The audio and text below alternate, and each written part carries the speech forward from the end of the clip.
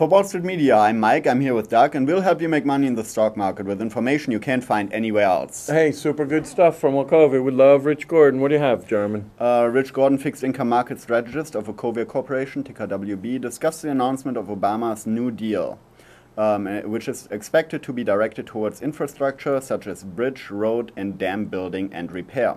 They didn't mention anything about the Democratic governor selling his seat? You had to put your own little political agenda in there. You had to do that, right? You couldn't hold back. I saw. By the way, if you'd like to take Obama's seat, you can either contact the Democratic governor of the state, or you can look. I think he might put it on eBay since they threw him in jail last night. But anyhow, we'll go on to Rich Gordon, who will have far more sophisticated things to say than I. Yeah, it is. The non-farm payrolls report on Friday exceeded even the most bearish estimates, showing the economy to have lost 533,000 jobs during November.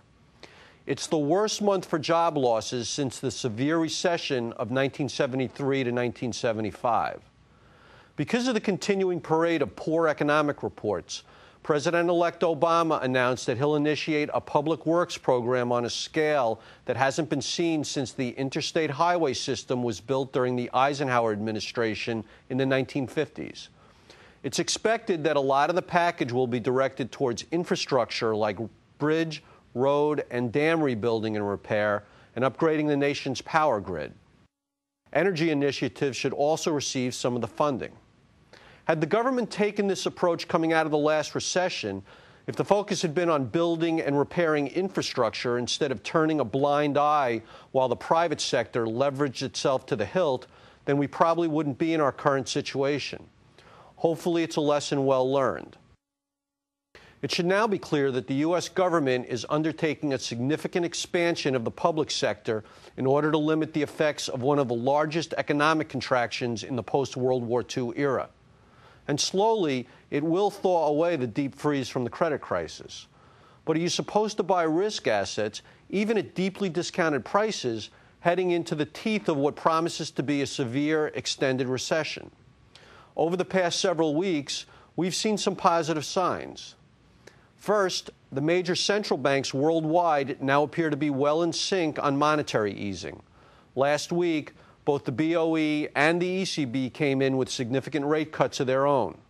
Another full 50 basis points cut by the Fed is priced into the futures market for the December meeting. Second, despite the horrendous payrolls number on Friday, the stock market rallied, gaining more than 3.5% on the day and over 7% on the week.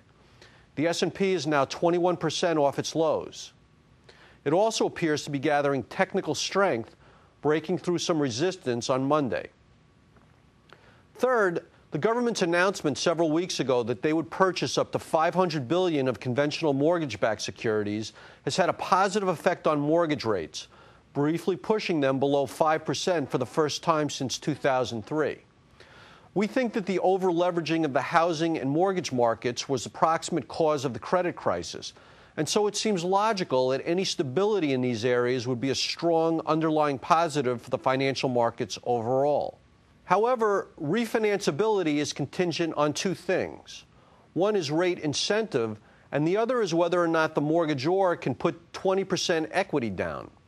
The 22% peak-to-trough national decline in home prices so far has made it very difficult for anyone who took out a mortgage in the 2006 to 2008 period to refinance. While we think that substantial direct government support for mortgage finance is probably the biggest key to eventually stabilizing the overall economy, the government should consider direct purchases of the loans themselves rather than only purchasing the securities. That would let the government essentially set the rates on mortgages, and they could get them low enough that home prices would stabilize. This would be a key hurdle in halting the capital erosion in the financial sector and stopping the wealth bleed from consumers' pockets. Fourth, Congress appears to be more willing to allow the U.S. automakers to use loan funds that had been earmarked for the development of energy-efficient vehicles to be used to reduce their cash flow problems instead. If the automakers can avoid a bankruptcy filing, then we probably avoid the absolute worst-case outcomes for job losses. Another positive we see is that 10-year AAA CMBS spreads tightened for the second week in a row. Up until several weeks ago, it didn't look like any discount could be deep enough to bring in buyers. If the tightening continues, it will be a very positive sign for the relative performance of risk assets in 2009. But also, there are still a lot of reasons for investors to hesitate before recommitting themselves to risk markets that have proved to be very turbulent over the past 18 months. Here are a few things that people should keep in mind while weighing the current risk-return trade-off. The trend in U.S. home prices is still negative. Wachovia's economics group believes that price declines on a national basis should continue until 2010. Given the strong link between home prices, financial asset prices, and the capital bases of large financial firms, it's hard to see how these institutions would ease their lending standards until home prices in the U.S. stabilize. Credit curves continue to steepen. Last week, high-yield corporates widened by another 83 basis points versus investment-grade corporates. On Monday, Moody's affirmed its prediction of a 10.4% speculative-grade corporate default rate for 2009. We probably have to get further into the credit cycle before we see the wides and spreads on non-investment-grade rated fixed-income debt. The Treasury market is still flashing warning signs. Even taking into account the liquidity premium that on-the-run Treasuries are commanding in this market, any reasonable interpretation of the spread between TIPS and Treasuries would infer that the U.S. will have a persistent deflationary environment over the next few years.